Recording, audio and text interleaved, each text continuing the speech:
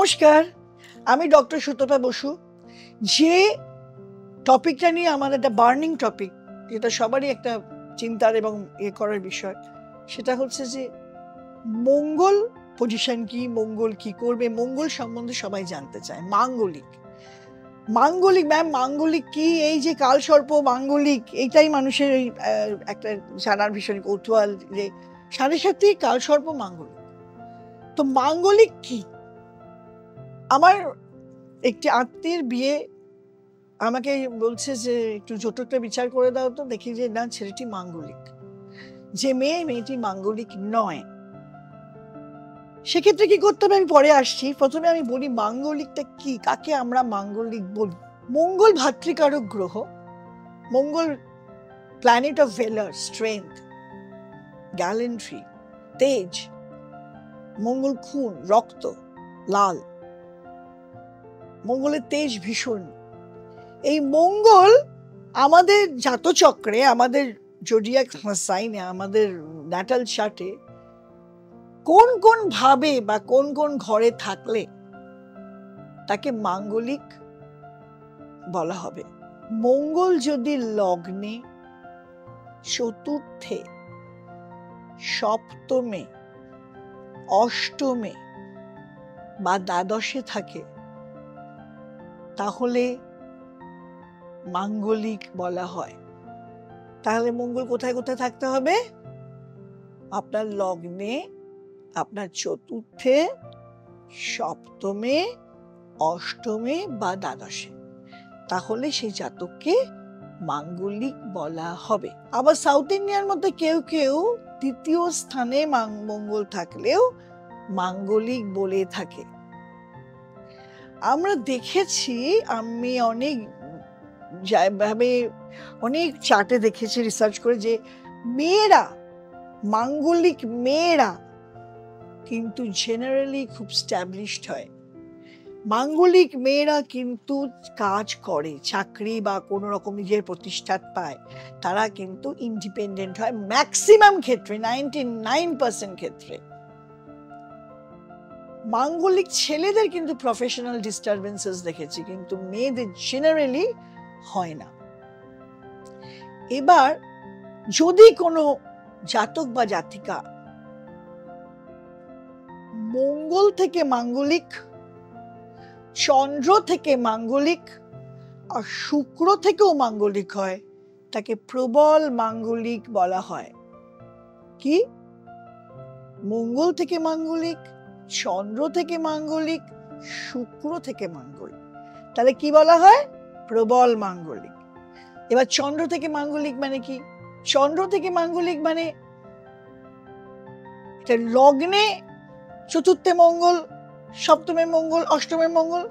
এবার পাবো আমরা চন্দ্রের চতুর্থে মঙ্গল, সপ্তমে মঙ্গল, অষ্টমে মঙ্গল, দ্বাদশে মঙ্গল। আবার শুক্রের, যদি শুক্রে মঙ্গল বসে আছে, বা শুক্র থেকে চতুর্থে মঙ্গল, শুক্র থেকে সপ্তমে মঙ্গল, শুক্র থেকে অষ্টমে মঙ্গল, শুক্র থেকে দ্বাদশে মঙ্গল, তাহলে কিন্তু এরা প্রবল মাঙ্গলিক হয়। এদেরকে বলা হয় মঙ্গল থেকে মাঙ্গলিক, চন্দ্র থেকে মাঙ্গলিক, শুক্র থেকে মাঙ্গলিক। তবে কেউ যদি মঙ্গল থেকে মাঙ্গলিক নয়, অথচ চন্দ্র থেকে মাঙ্গলিক, শুক্র থেকে মাঙ্গলিক, তাহলে কিন্তু মানে লগ্ন থেকে মাঙ্গলিক নয়, কিন্তু চন্দ্র থেকে মাঙ্গলিক, শুক্র থেকে মাঙ্গলিক, তাহলে কিন্তু তাদের মাঙ্গলিক বলা হয় না। এবার কিছু কিছু ক্ষেত্রে আমরা দেখব যে মাঙ্গলিক দোষ হ্রাস পাচ্ছে। কি কি করলে? মঙ্গল যদি স্বক্ষেত্রে থাকে, মঙ্গল যদি উচ্চস্থ থাকে, তাহলে মাঙ্গলিক দোষ হ্রাস পায়।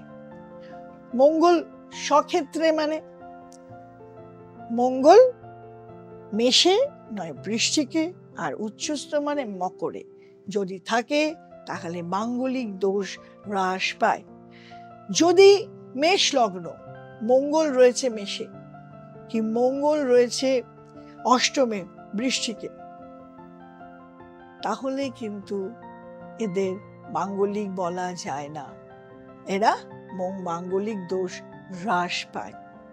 আবার যদি কোনো মাঙ্গলিক তার শনি লগ্ন থেকে সেই পজিশনে আছে যেখানে মঙ্গল থাকলে মাঙ্গলিক হতো, তাহলে কিন্তু মাঙ্গলিক দোষ হ্রাস পায়। যেমন মেষ লগ্ন, মঙ্গল রয়েছে কর্কটে আর শনি রয়েছে তুলায়, মানে সপ্তমে, মাঙ্গলিকের জায়গায় ওখানে মঙ্গল থাকলে তো মাঙ্গলিক হতো, সেক্ষেত্রে কিন্তু মাঙ্গলিক দোষ হ্রাস পাবে, কমবে, কিছুটা হলেও কমবে, হ্রাস পাবে।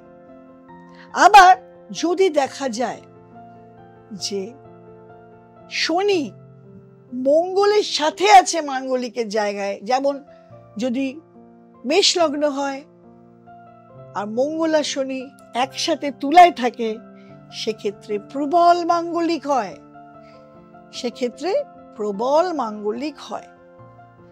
তাহলে আমরা কি দেখলাম যে মাঙ্গলিক কখন কখন হবে চার্টে, কি কোথায় কোথায় মঙ্গল থাকলে মাঙ্গলিক, কখন কখন জাতক বা জাতিকা প্রবল মাঙ্গলিক হবে, কখন কখন তাদের মাঙ্গলিক হ্রাস পাবে। আমার খুব ক্লোজ আত্মীয়, আমার নিজের মানুষ, আমার তার সন্তান ছেলে আমার ছেলের মতো, তার বিয়ে, তো তার বাবা মা আমাকে বলছে যে আমার ছেলের মাঙ্গলিক মানে কি, দেখো তো কি মাঙ্গলিক। এবার আমাকে তাহলে পুরোটা বোঝাতে হয়, পড়াতে হয়, সর্বনাশ। আমি তখন বললাম যতটুকু বলার, তিনি নিশ্চয়ই আমার এই ভিডিওটা দেখবেন এবং অনেকটাই আইডিয়া পাবেন। মাঙ্গলিক কি, অনেকেই প্রশ্ন করে, ম্যাম মাঙ্গলিকটা কি, আমার ছেলে কি মাঙ্গলিক?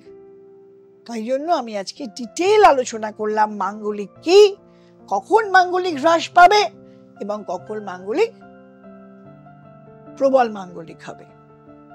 আজকের যদি ভিডিওটা নিশ্চয়ই ভালো লাগবে, এটা অনেকেই কাজে দেবে, যাদের ছেলে মেয়ের বিয়ের জন্য বা চেষ্টা করছে তারা নিশ্চয়ই এটা কাজে দেবে।